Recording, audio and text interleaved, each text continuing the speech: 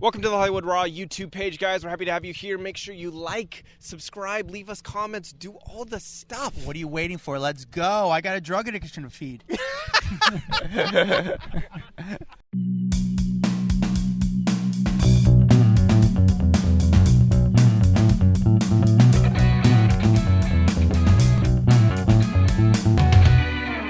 Welcome to the Hollywood Raw Podcast, Raw Rundown. My name is Adam Glyn. Over there is Dax Holt, two entertainment news journalists who are giving you another podcast because there's not enough out there, but we do it better. I proudly say that this is our Raw Rundown where we give you the top 10 stories of the week, brought to you by data, brought to you by Google search, and lastly, going by our personal touch, but honestly, it goes by the data.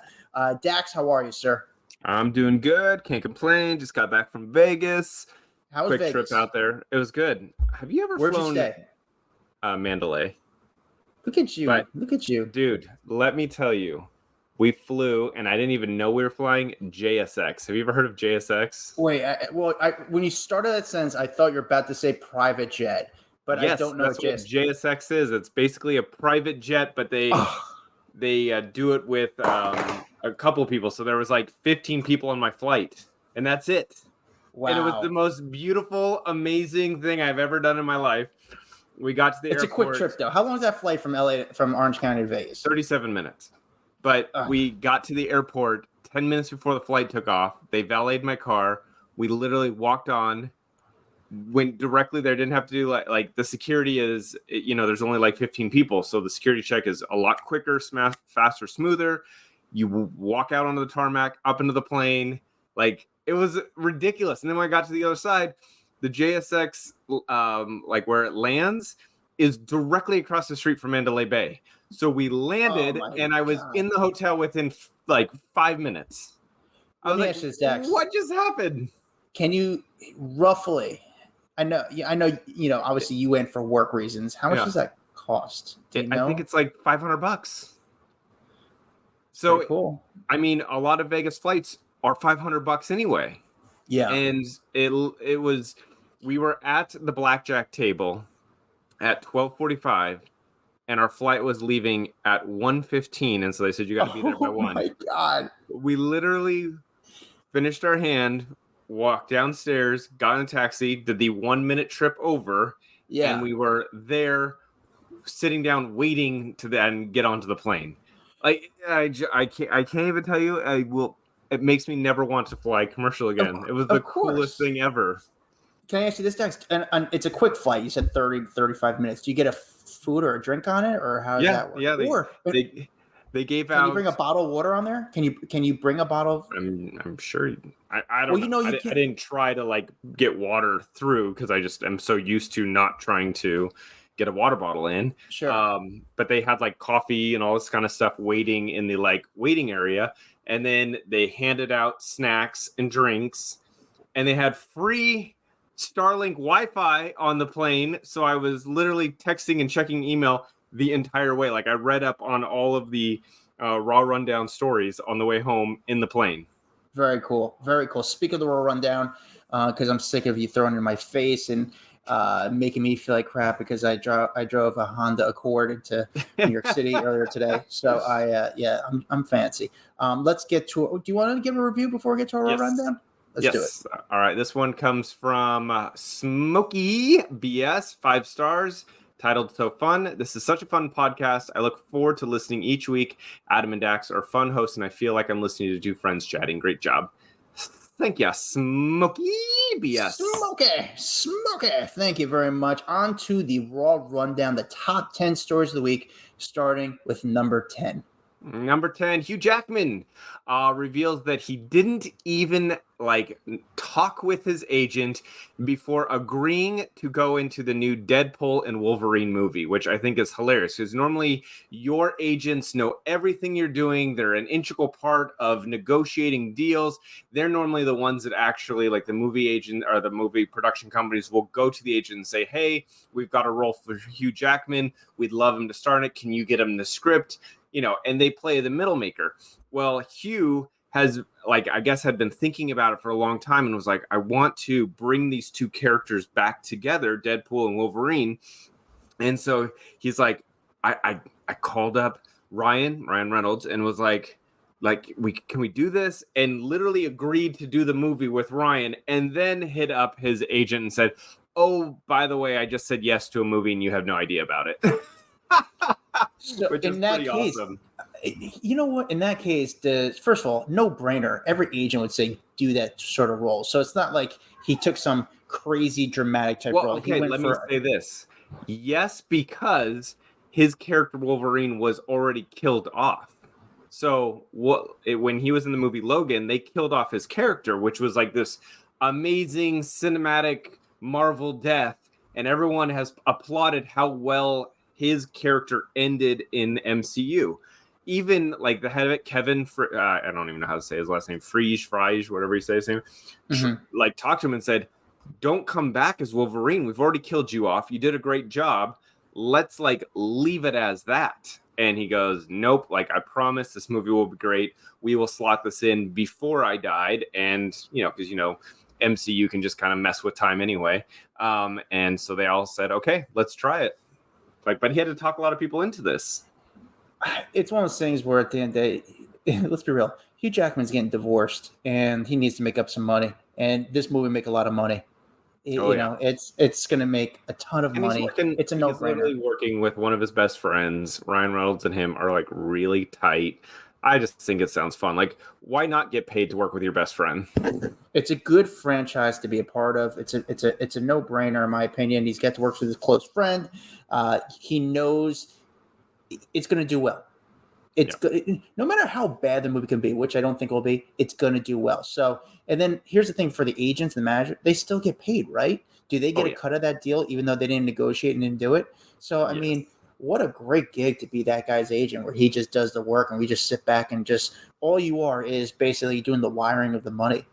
That's that paycheck. You collect that paycheck. Dax, number 9 story.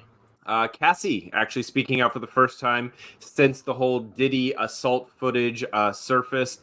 This was a really big deal. We talked about this last week, and then we broke it down. Well, this past week. Midweek.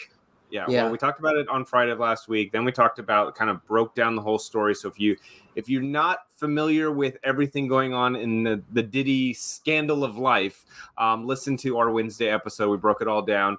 But Cassie is really speaking up for the first time. She said, thank you for all the love and support from my family, friends, strangers, and all those who I have yet to meet. She basically went on to say, the outpouring of love has created a place for my younger self to settle and feel safe. But this is only the beginning.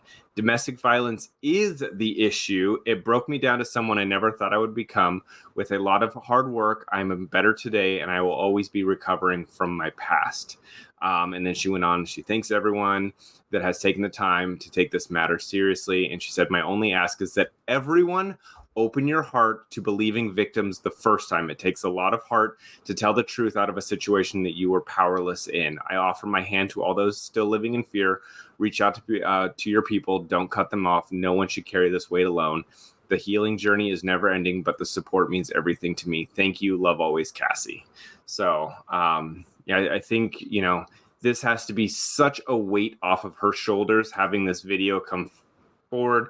Think of the probably hundreds, thousands of Diddy fans that just called her a liar or said she wanted a money grab or whatever, and then sees this video and, essentially, I don't want to say she's vindicated, but people were like, oh, she was telling the truth. You know what I'm saying? And I think there's a lot to that, just feeling like, oh, I'm listening. People finally believe me and don't just think that I'm just out here for money. Yeah, well, there's a new Diddy accuser that's suing him over an incident that happened back in the 1990s.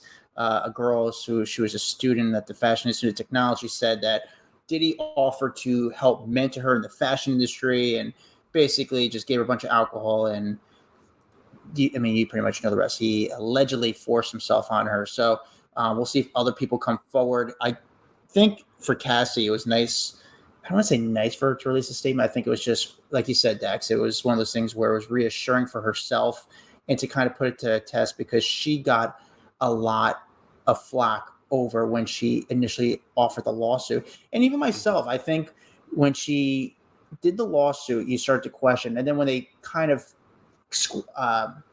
settled the lawsuit within 24 hours. It was like, why settle? Like, take this guy down. But I think it was just good reassurance for her to kind of put it out there and know that she was telling the truth. And I don't know how many people came out and supported Diddy. Some people said they didn't want to watch. I saw a video this week of comments saying he didn't watch the video. I find it hard to believe anybody within the industry did not see the video. Do you? Yeah.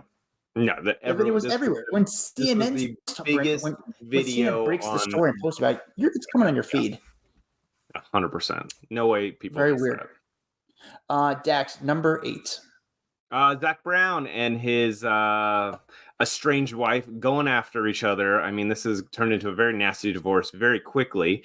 But his estranged wife has now responded to a civil claim he filed that seeks the removal of her of an Instagram post that he says violates a confidentiality agreement that she had signed. And so she is calling this suit meritless, and that she's vowed to have this thing swiftly and robustly dismissed. And here's the thing: they're divorcing after a 4-month marriage last year. Like, this thing was a really quick marriage. So he filed the suit on Friday in Georgia. He did not indicate which post inspired this extra documentation to be put to the court, but urges the court to remove it on an emergency basis. He said that she signed a confidential agreement, but violated it with the post tarnishing Brown's image, and says that she would be ordered to refrain from making any defamatory, false, untrue, or otherwise damaging statements about him. She did put up another post on Instagram on Sunday afternoon, basically say, but there was 2 poems, I guess, that she had up on her personal social media account. So maybe she's got a personal and a public one, and it's 2 poems. And I think that might be what it is, but I don't have access to those. No one's posted what those other ones are.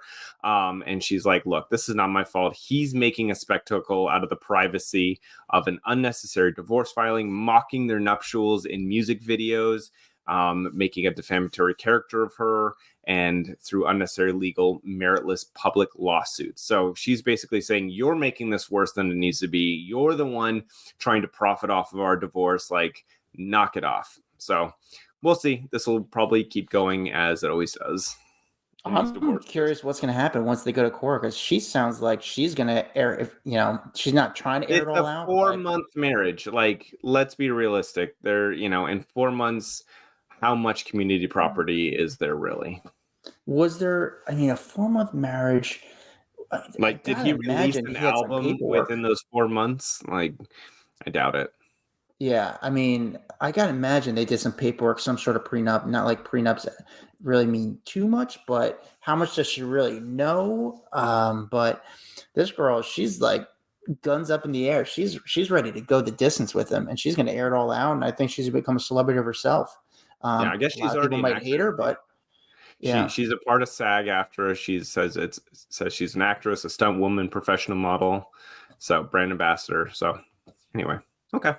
We'll see what happens. I'm curious what other stories are going to come out regarding Zach Brown in this story. I'm curious, even though it's sad, but knowing stuff like this, it's only going to get worse. It doesn't end here. Dax, number 7. Demi Moore getting all nakeds up in her new movie. She's going to be doing her very first full frontal nude scene in a horror flick that she is a part of. It's, obviously people know that she did striptease back in the day, but it wasn't a full frontal nude scene, and she is doing it for this new movie called The Substance, and I guess it premiered at the Cannes Film Festival. And she's 61 years old. I'm kind of shocked that she waited until she was 61 to do a full frontal nude scene, but described it as like, this was a big deal for the movie, for the plot, whatever it is. And she described her newfound nakedness as a very vulnerable experience. And so I guess the movie's about her as a celebrity, not like Demi Moore, but the character is a celebrity that ends up getting she takes a drug to create a younger version of herself, which exists alongside of her.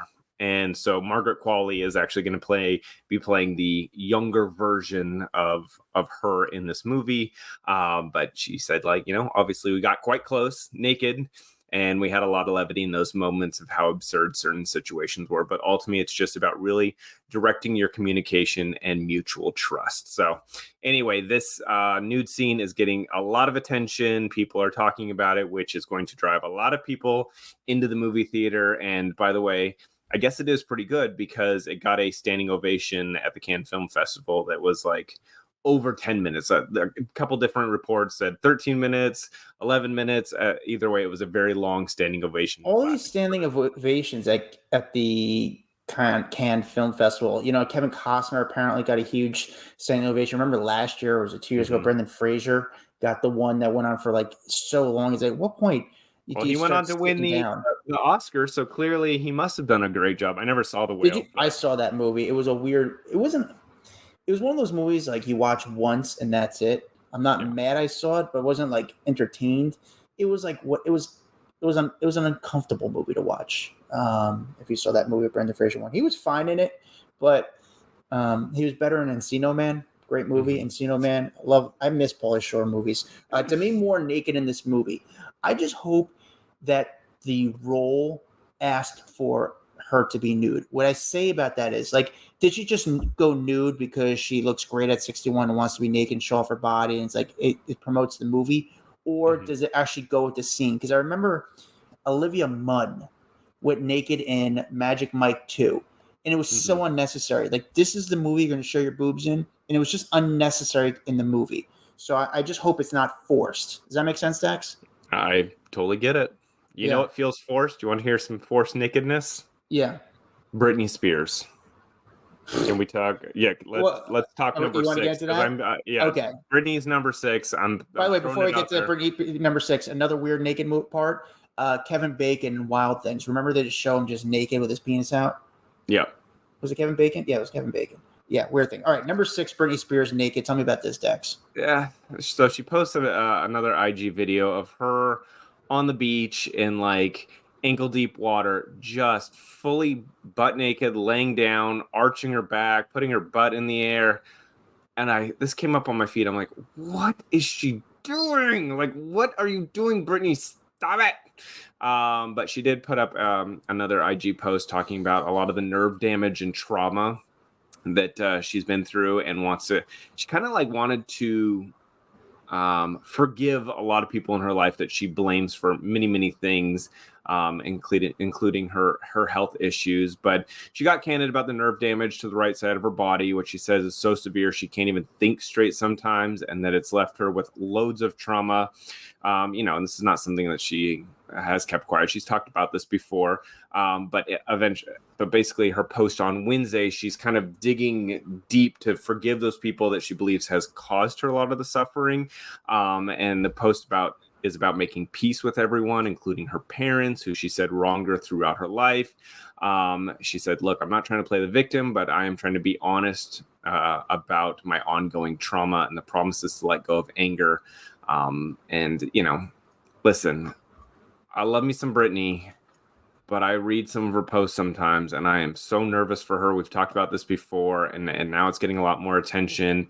There's people that in her life that want her to be back in a conservatorship, that she's spiraling out of control. She's not taking medication. She's spending through all of her millions of dollars with nothing really coming back in, and no plans in sight to be really doing anything to making more money, because she's spending it so quickly. And remember, she had a big fight with her boyfriend at a hotel recently. It's just, there is so much going on in her life, and I want her to be good. I want her to be healthy. Unfortunately, I don't feel like this is going to end well in the pathway that she is going. Yeah, I kind of like over talking about Britney, to be honest with you. I don't really have much more to say than you do. It's like, I understand that it becomes a very newsworthy story, but it's like cycles. It's the same thing, just sort of recycling itself in a way. There's nothing new. It's just weird. But, I guess the thing I'm curious about, the relationship with her and her parents, and will that ever go back to being, I'd say within the next 6, I can't even say within the next, we don't know a prediction because she's unpredictable. But I hope there is a relationship there, because I think both sides need that sort of. I look at Britney and I just think, who who is there for your best interest, Britney? Because I think the people she surrounds herself with are not there for her best interest. They're there for money. They're there to be close to fame. They're there to leech off of the fame train that is Britney Spears. And that's really scary to not have anyone watching over you. Dax, number 5. Number 5, Kid Rock allegedly waved a gun around at a reporter while doing a Rolling Stone interview. So this was interesting, but not totally crazy when it comes to Kid Rock.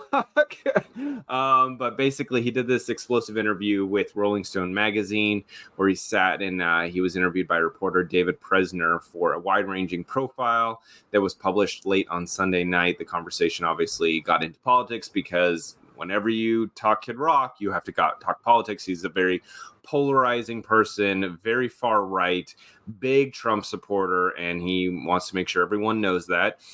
So I guess he was sitting in this like dark leather chair and at one point starts shouting at the reporter or something, then reached behind his back, and this is allegedly, pulls out a black handgun and starts waving it around to, I guess, make a point or something like that. And then said, I've got a gun right here. If I need it, I got them everywhere. So obviously, kind of freaked out the reporter, but the reporter ended up adding that into the interview. He ended up saying a couple racial slurs repeatedly through the Rolling Stone interview while referring to an African American. And it almost seems like he just says it as if it is in his normal vocabulary. And then admitted that he, is a polarizing person and helps kind of push the political discourse because he is such a big mouth when it comes to politics. So anyway, he knew what he was doing. Kid Rock. Yes. Listen, the Rolling Stones is a very liberal paper. It's always been very liberal. Kid Rock, who's a very known conservative, he knew that it was going to be controversial. He knew what he was doing. So this is sort of, in my opinion, PR. He knew he was going to fight with them a little bit. So he did he actually pull out a gun out? He might have. I don't know. I don't know the truth behind that. I don't know. See why that would be something the writer would lie about. That seems Kid Rock. He's very I'm sure guns. He went a little, and I think, do I think he said I don't know, but I think he knew what would kind of shake things up a little bit. I think Kid Rock now has an audience. He's got a market, and he goes after that market and that audience very hard. And he knew this would be controversial, and he knew that conversation would not end, in my opinion, well, because they are so completely different in opinions. It's so extreme. So the article, was it bad? I mean, it wasn't favorite Kid Rock. However, I think it might have helped them with some people. And that's it. I think it's got us talking about him. People like to be talked about. Dax, number 4. If you saw this week, Kelly Rowland scolding one of the attendants at the Cannes Film Festival. You see her pointing and yelling. These photos went crazy all over online. I mean, because she's been kind of dubbed recently with this like diva mentality. If you remember. If you remember recently, she what was it? The Good Morning America. Today Show. No, today she was on the Today Show, and she left apparently because allegedly she didn't like the green room they gave her. They didn't give her a big enough dressing room, and she left the Today Show. Yeah. So that was kind of like the first diva story that's been circulating. Now this, where you see her scolding the security guard, while they are saying that basically they were, I guess, a little pushy and aggressive, and she just finally lost her cool. She said the people who are assigned to helping stars walk the red carpet were being aggressive, and Kelly was trying to ignore it. This is what an insider claimed. By the time that Kelly got to the last woman, she had it because she scolded Kelly and told her to move when she was trying to wave to fans and help paparazzi get their shot. And so she just said, look, I'm done. She wanted to set clear boundaries with the security staffer. She didn't care if she comes across like a diva. She knows she's advocating for herself, and she isn't fake. I can actually totally picture all of these handlers doing that. Like, gotta keep moving, gotta keep moving, gotta keep moving. And she's probably like, who the hell are you? Like, this is my job right here, to be walking the red carpet, to be waving to fans, to be stopping for photos.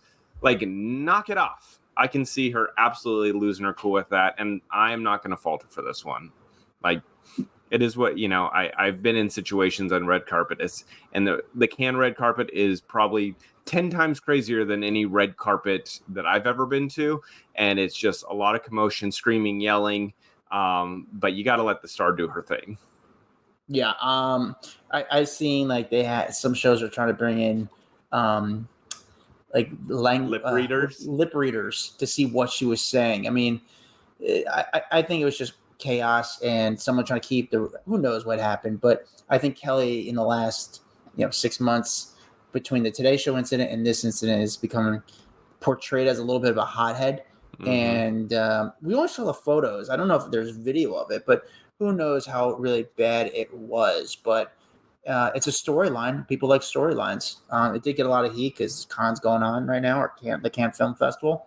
I had a chance to go out there last year, and I didn't. I was working with this new news outlet that it was a new news outlet, and they were going to pay for me to go out there. It was insanely expensive. It was like $15,000 for me to go out there to cover the film festival, and I didn't want to go out there. I was like, I don't want to go out there. It's not good to, I didn't think it was going to be a good idea for me to go. I'd rather you guys save the money. I don't think it'd be a good investment.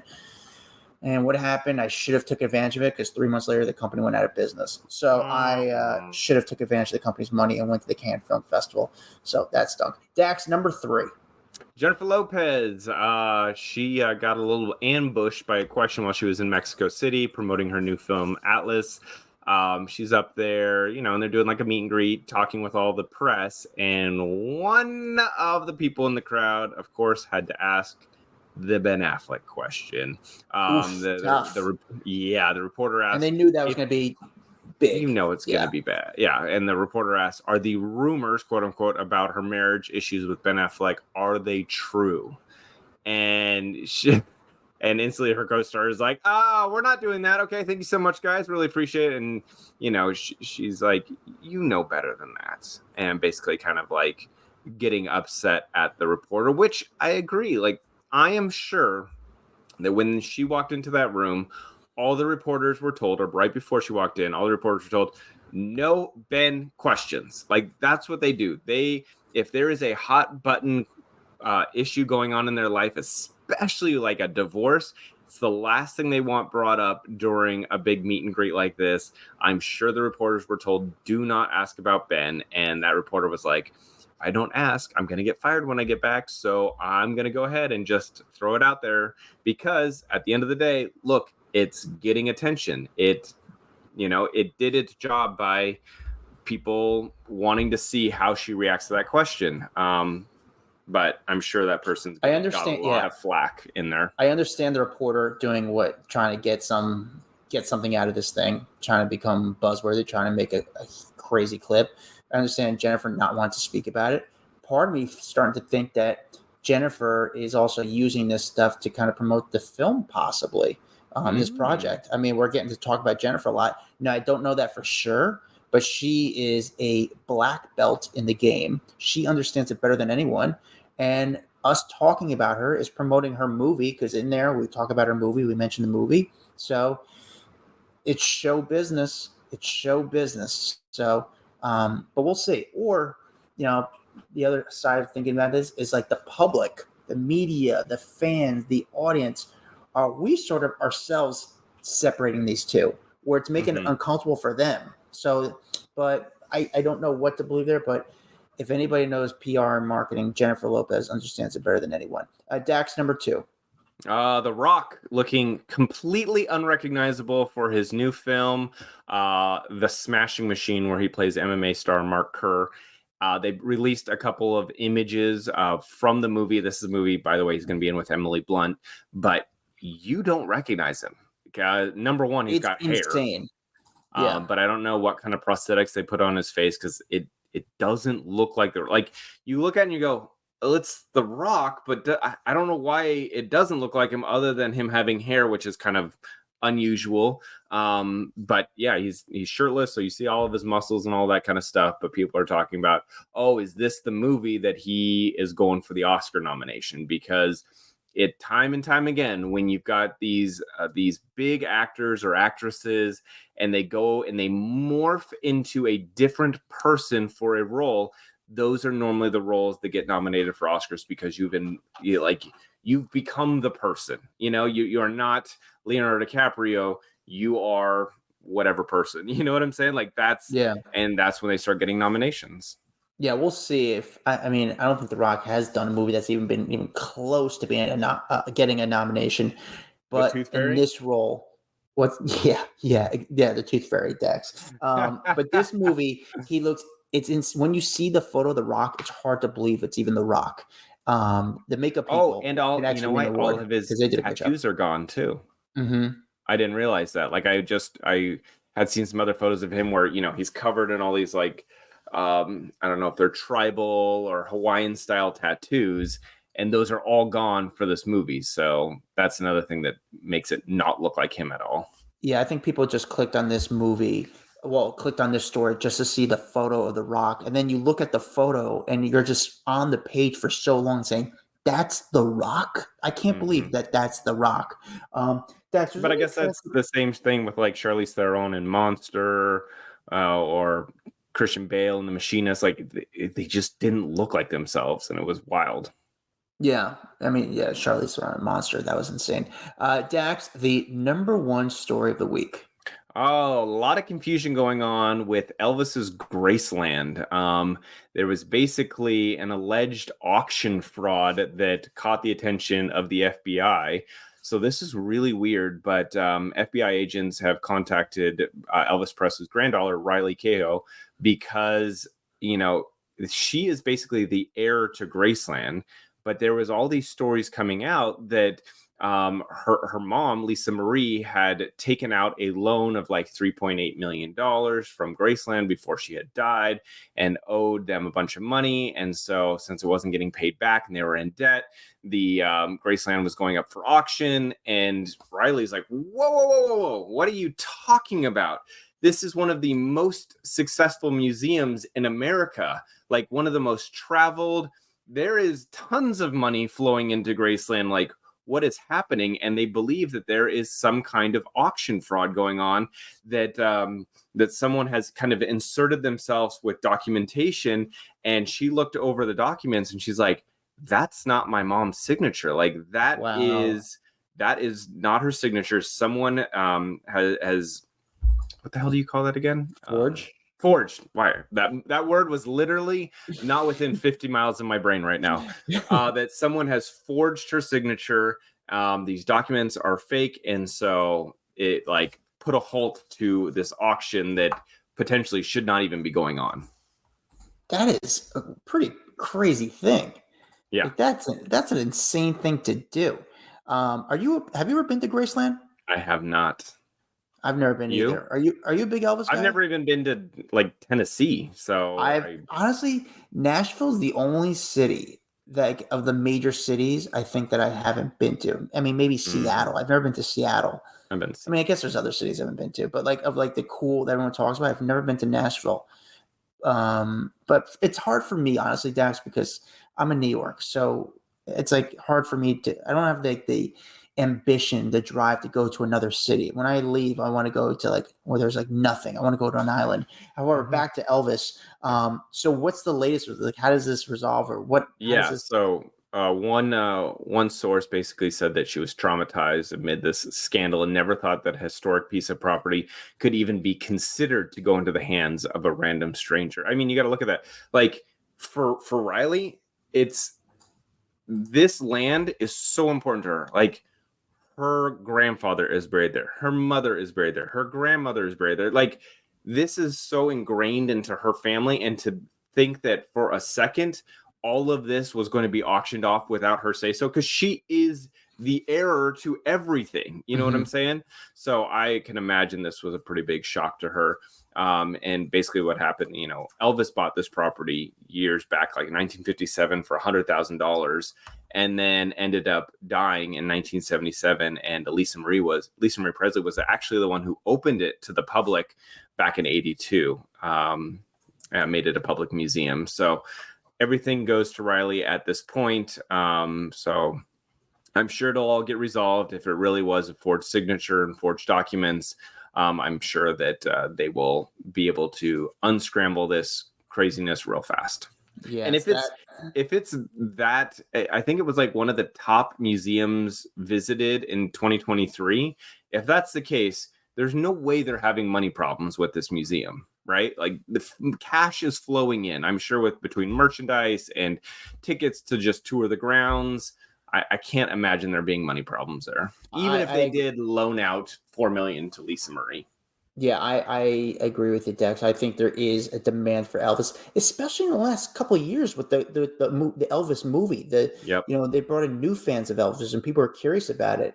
So I don't. But would I go out of my way to go there? No. But if I was in Tennessee, I'd be like, yeah, I'll stop by Graceland and check it out. Exactly.